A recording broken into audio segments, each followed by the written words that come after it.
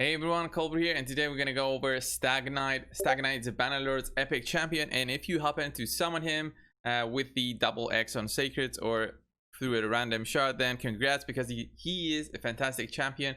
He was the first battle pass reward, basically the only battle pass so far that we had a reward, but he's a fantastic champion, fantastic support champion.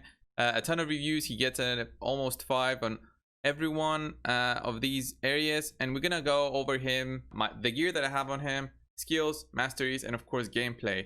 So first up, guys, I have him at 40,000 power. His gear is quite good. It's proper, almost proper endgame gear. Most of these are 6-star items, as you can see, and some of them are okay level 12, but there's no real point for me to get them to 16 other than just waste my silver, because he works fantastic with what I have on him right now. As you can see, guys, I focus on him with a ton of speed, some critical rate, critical damage, and a ton of health, defense. Everything's on him, a ton of accuracy. These are end game stats, guys, but overall for Stag Knight to work fantastically, you want him at least 190 speed. Some critical rate is nice, but it's not required for a new player. So for a new player, some accuracy at least 200 would be enough. More than that, it just gives an extra bonus. So 95% critical rate, 152 critical damage. These are not needed, but are helpful in getting your speed clearing much faster. So 226 speed, again, not needed. As I said, 190, 50,000 health, again, not needed, but it's helpful for him to be like a tankier member of the team. And the most important thing about him really is his accuracy, to get it as high as you can. So you can put accuracy sets on him. I have one set of accuracy and one set of speed. I get some bonuses there, and then just 2 random items to give me an extra bit of critical rate, extra bit of speed. My primaries are just critical rate, HP percentage, and speed. Very basic ones, but they do work. Critical damage amulet and an accuracy banner. Overall, guys, the stat that you want to focus is accuracy. We're gonna go over his skills to see why. So his skills are just 2 skills, A1 and A2. His A1 is just an attack 1 enemy 2 times. Each hit has a 30% chance of placing a 30% decreased speed debuff for 2 turns. A great skill, but as you can see, guys, I haven't leveled it up. I haven't skilled it up because I was very lucky with my epic skill books. I went for A2. So his A1 is good, but nothing too amazing. It's what he does with his A2 that makes this champion fantastic. Hunt Master is called, attacks all enemies, an AoE attack. 3 turns cooldown when you have it maxed out with 6 books. 70% chance of placing a 60% decrease defense debuff and a 50% decrease attack debuff. These 2 skills together are fantastic for progression. Decrease defense, fantastic way to increase your damage, make your speed runs just faster, and decrease attack in case you get attacked back from the enemies, you don't really die as you would without it. So especially in the ice golems, he is the only way really for a new account to progress through the ice golem. Having, you know, a decreased attack debuff, an AoE decreased attack debuff, even fantastic way. If you can max out his A2 and get lucky as I did, then yeah, it will be fantastic. But even if you don't, he is still worth it. Even if you do use like 6 + 6, 12 skill books, it's gonna be a great champion to add to your level 60s. So lead of the pack is his passive. So this passive, guys, places a 50% increased accuracy buff on an ally for 1 turn each time the ally has a debuff resisted by an enemy. This is a great buff to have, because in the spider, for example, let's say you use your cold heart in there along with Stag Knight, the cold heart will get resisted probably maybe with her A2, because she always does A2 first on auto, but then when she does her A3, if she gets resisted at the first time, Stag Knight will give her that 50% increased accuracy buff. It will be a very good buff for her, and then when she goes with her A3, she will have the buff on, and she will have way less chance to get resisted, because if she has, let's say, 150 accuracy with this will go up by 50%, up by another 75 accuracy. So a fantastic way to add that extra bit of stats to your champions that might be missing some accuracy. So overall, his skills are fantastic. Let's go over his masteries. Again, guys, the masteries are not required, but do help, especially the War Master. It helps you bring down targets way faster. Then we also have Master Hexer, just that extra bit of chance to increase the debuff duration by 1 turn. These are very basic masteries for support type champion. And Evil Eye additionally helps also in PvP if you happen to use him. I do use him in my 3v3 team. So these are his masteries. You can use these masteries if you want, but if you have another preference, then go for it. Guys, let's go immediately in the dungeons and let's look at what a Stag Knight brings to a team. Let's go over to Ice Golems 20. So guys, this is my team for Ice Golems 20. I'm not going to use my legendaries, I'm just going to use 2 rares and 3 epic champions. There we have, of course, Stag Knight with the crazy skills that he has. We've got a lore there for just decrease, turn meter, manipulation, and Skull Crown for just a ton of damage in every single round. So let's go in. You're gonna see wave 1 going down a bit fast, I'm guessing. So when Skull Crown does her A2, look at that, almost everyone's down. The longer A1, the turn 1 goes, the round 1 goes, the more chances for Stag Knight is to get more turns. Once he gets more turns, he'll have a rotation for his skills and have them available for when we go to round 2. Round 2 is very important, and he actually missed it there, but I think we should have it now because of the decrease in cooldowns from my Painkeeper.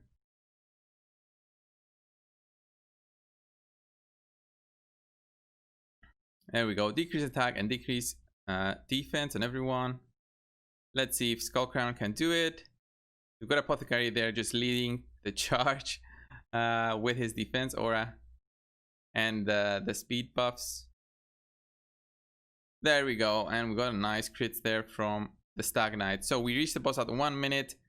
I am guessing around 2 minutes completion, but we'll see. This is not a very fast team. The only one really doing damage here is Skull Crown. The trick with the Ice Golems, guys, is to not overdo it with the damage, because if you overdo it, you're gonna kill the boss's health too fast, and if you do that, he'll just summon more adds and just do his AoE and do a tremendous amount of damage. So trick here is going slowly with the damage and just surviving. See there, if we didn't have the decreased attack, my whole team would be basically wiped. So healing there, AoE healing with Painkeeper, and the healing we have from Apothecary. Great way to handle the boss. Nice with Painkeeper there.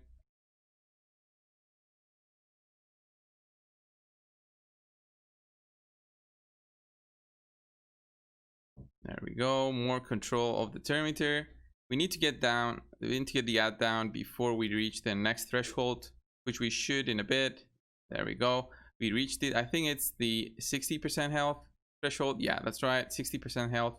Now before we get to the next threshold, which is the 45%, we need to get the 2 ads down, but I'm not seeing it. He's gonna do his AoE and we're gonna have a lot of trouble if the 2 ads at the front are not dead. Let's see, at least we need to kill at least one of them. AoE again. Okay, one of them is dead. He does the AoE. Look at that. Look at all that health that was reduced from that AoE because one of the ads was still alive. Okay, Skull Crown is dead, but we'll get the boss down with Stag Knight and Allure. Slowly but surely, I guess.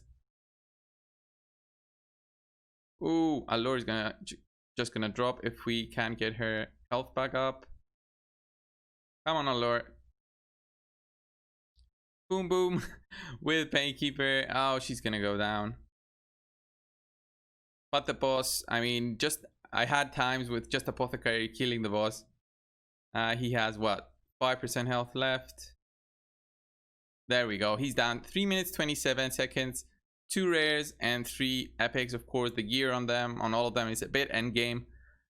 If you take out Skull Crown and put something AoE like a Kale, this would still work. This would still be a great way to clear the boss. Next up is going to be the Spider. I'm going to showcase really how Miscreated Monster also helps this team, but Stag Knight, without his decreased defense and decreased attack, we wouldn't be able to survive.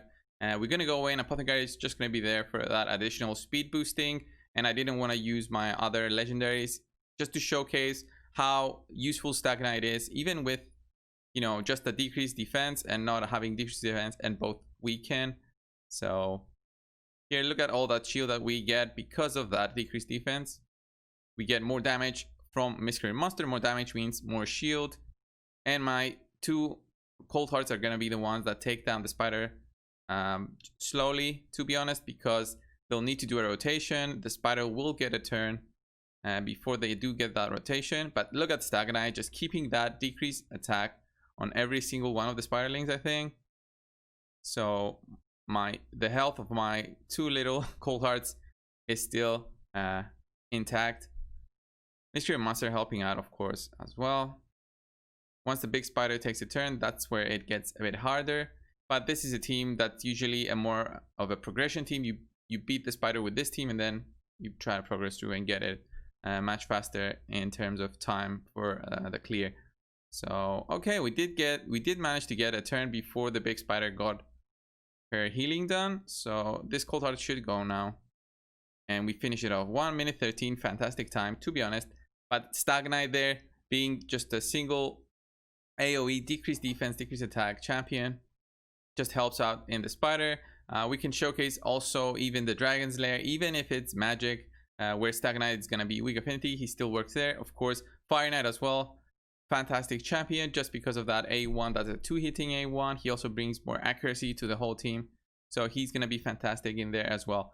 I'm not going to showcase him in the clan boss, guys, because he's not really useful in there. He's A2 is a 3-turn cooldown, so you kind of need it more, and in order to really rely on applying it, he's not that useful. He has some uses if you don't have any other way to apply a decreased attack and a decreased defense, but of course it's not the one.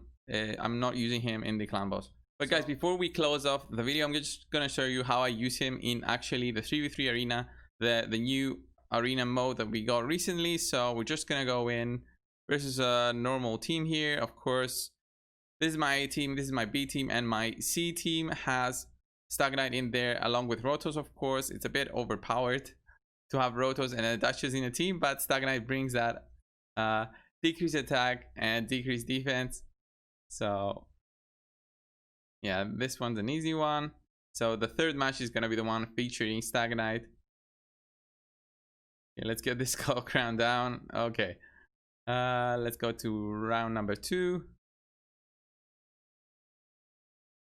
Venus with the AoE provokes. My Cubitus goes, and come on, let's finish this off. Torment for the smacks. There we go. Okay, the match that we wanted to see. So it's gonna be Duchess protecting everyone. Stag Knight applying that AoE, decreased defense at least to 3 of the targets I'm thinking here, but one of them is magic, so it's gonna be tough. So let's see, we got a weak hit, so it didn't apply, but oh, that Doom Priest being annoying, but we still have the decreased attack debuff on them. Seeker, I want to get Seeker on that target. There we go, the provoke, and then it's just gonna be Rotos clearing everyone really with his A3 and A2. So these teams are a bit easy, but you see how useful he can also be in PvP. Just applying decreased defense and decreased attack at an AoE, and also giving that passive accuracy in case you get resisted at the first time you try to apply a debuff. So guys, this was Stag Knight's showcase video. If you do like this video, leave a like down below, subscribe if you haven't already, and of course I'll see you in the next one. See ya.